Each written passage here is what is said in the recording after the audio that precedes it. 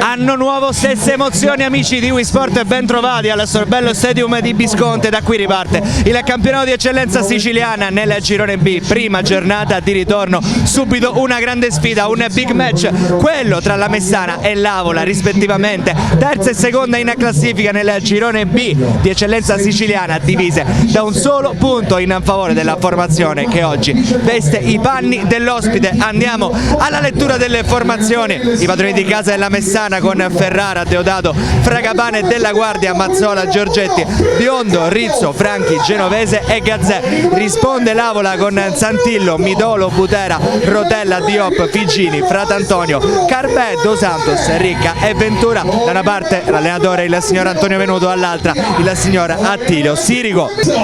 Arbiterà la partita il signor Lorenzo Lena, sezione di Treviso. Gli assistenti saranno Francesco Conti, sezione di Enna, e Sergio Privitera, sezione di Catania. Iniziata la partita, iniziata la prima giornata del girone di ritorno del campionato di eccellenza siciliana.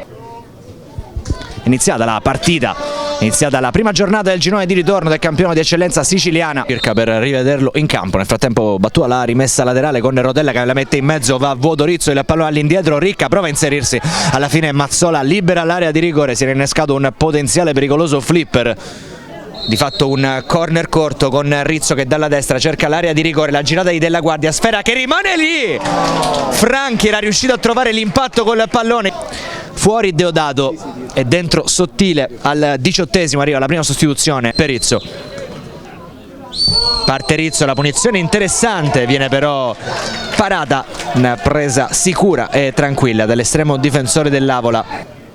Parte Diop, pallone che supera la barriera ma finisce oltre la traversa, sembrava in traiettoria Ferrara, in zona Rotella, il traversone di Rotella, Dos Santos di testa riesce a impattare, facile intervenire qui per Ferrara. E dunque questa è la nostra analisi, il nostro studio sul primo tempo che va in archivio sullo 0-0. Pallone per De Leon.